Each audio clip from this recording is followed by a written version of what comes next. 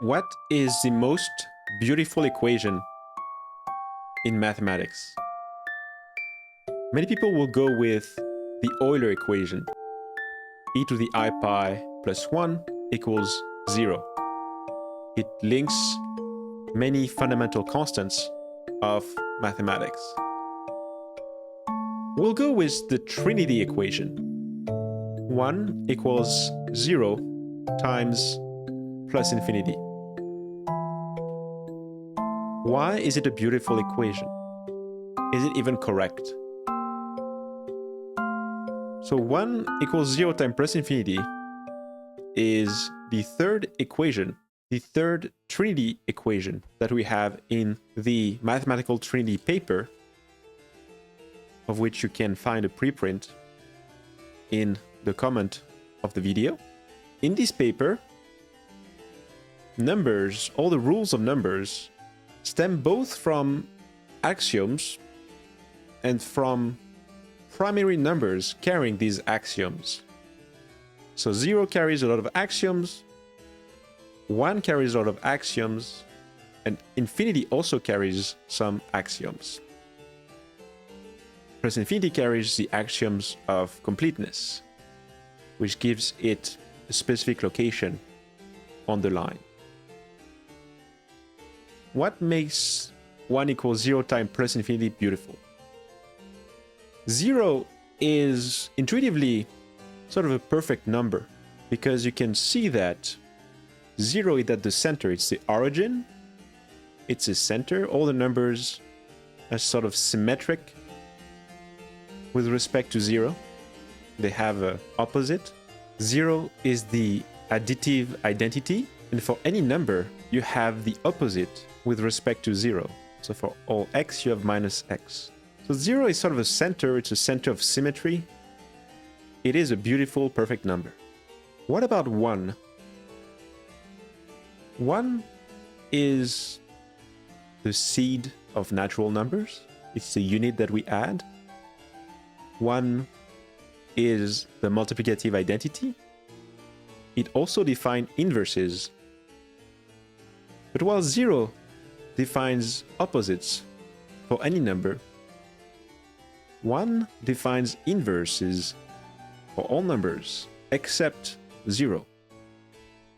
So while 0 is fully general, while the scope of 0 is fully general on all the numbers, the central symmetry, the origin that it defines, is true for all the numbers.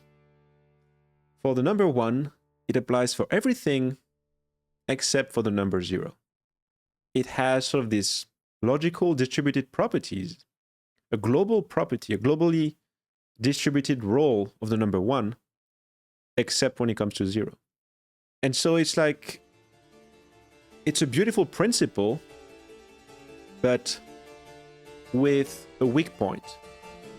It becomes technical, it becomes, yeah, we defined a ring with an addition and multiplication. And multiplication is sort of derived from addition. You know, multiplication distributes over addition. So it's sort of on top of addition. It's not a perfect principle by itself. It's sort of a derived principle. It feels like a computation. It's not a principle that distributes over the overall system. And then plus infinity, usually, we think of it as a limit value. If a series diverges, it diverges to infinity. But it's a limit, and the algebra of limits has indeterminate forms.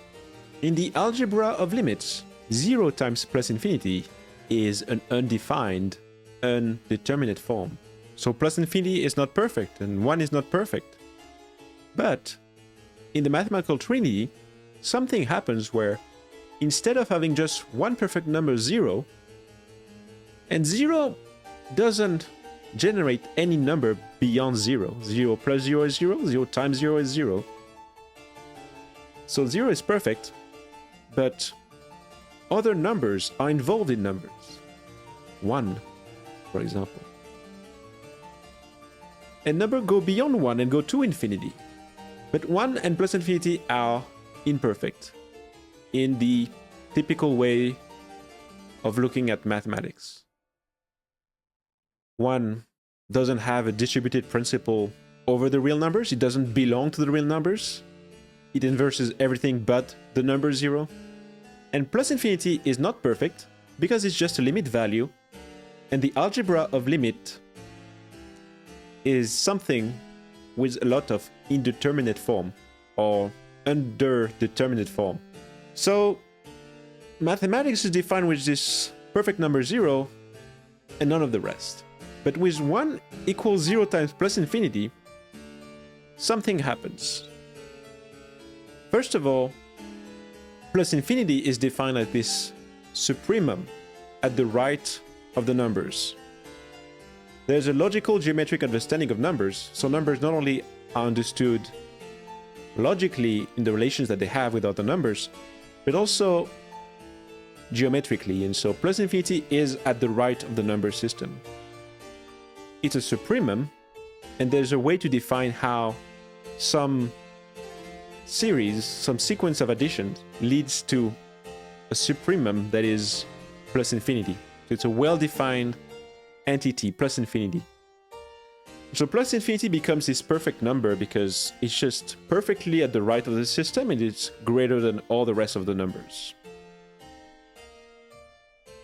So plus infinity is this perfect number in the mathematical trinity because we don't define it as a limit value, but we define it as a primary number carrying syntactic rules, axioms that distribute over the other numbers. 3 primary numbers have together the axiom of real numbers. So plus infinity becomes this thing. It becomes this perfect entity, just as 0 was the center of symmetry of the system, the center of the beginning, the smallest extension, perfectly contained, perfectly referring to itself, and referring to all the other numbers, because all the other numbers can be expressed in terms of 0 plus x equals x. So 0 is this perfect number, plus infinity is this perfect number, and 1 also is a perfect number, because for every number, 1 inverts the number. For all x, there is 1 over x, such that x times 1 over x is 1. And this becomes true for every number, including 0, not in the domain of the real analysis, but in the domain of mathematical foundation, in a domain where numbers are defined. They're defined axiomatically, so they are axioms carried by what? By the 3 primary numbers. 1 equals 0 times plus infinity not only makes 1 another kind of perfect number, because 1 is the unit, so 1 defines the natural numbers by adding 1 to itself. All the upper bounds are closed under the addition of the unit. For all upper bounds, you can add the units to itself and it will go above that. The upper bounds are closed under addition of the unit. Plus infinity, which is the supremum, which is the supremum of all the upper bounds, proceeds from 1 and the addition of 0. So 1 is this key to define numbers, to define this plus infinity as well, as defined in the mathematical trinity. And it has this perfectly general principle that it defines the inverse of every number, including 0.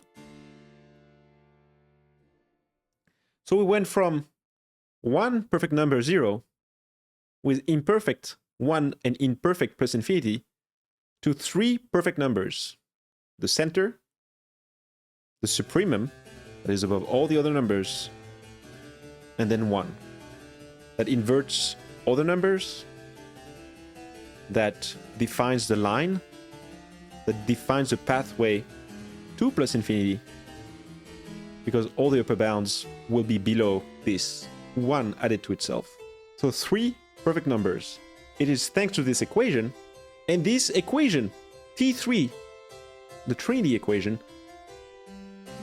features all the primary numbers: 1, 0, and plus infinity. The overall geometric embedding of the system the geometric anchors of the axioms, they are all tied together in this single equation. 1 equals 0 times plus infinity. And one that had this weakness, that its principle was not general, it was excluding the number 0. Now the principle is general, it belongs to 1. It belongs to 1 that can be a general number distributing over the overall system of number. And plus infinity also has a principle, being the supremum, the only transcendent supremum, that distributes over the overall system. So 0, 1, and plus infinity becomes these numbers that have general principles applying to the system of numbers that together form the axioms of numbers, meaning the overall syntax that is distributed over all the numbers. It is an equation that is valid in the mathematical foundation of numbers. So it's a fundamental equation. It has a specific interpretation, but it makes the numbers perfect within the mathematical foundation of numbers. Both the three numbers become perfect in this mathematical foundation, and then you can move into what is a real number, excluding the transcendental numbers that are involved in the mathematical foundation. And so then you don't have the inverse of 0, because inverse of 0 is this transcendental number plus infinity. So the definition of 1, where 1 cannot define the inverse of 0, is just a shadow of a domain, the mathematical trinity domain, where 1 inverts 0 with plus infinity. If you want to know more about it, you can check out the mathematical trinity paper. It's found on page 6, equation T3. You can understand how we define numbers where the three numbers 0, 1, and plus infinity have perfect distributed principles, and they define the same real numbers that are used by the mathematicians, the numbers of a complete ordered field.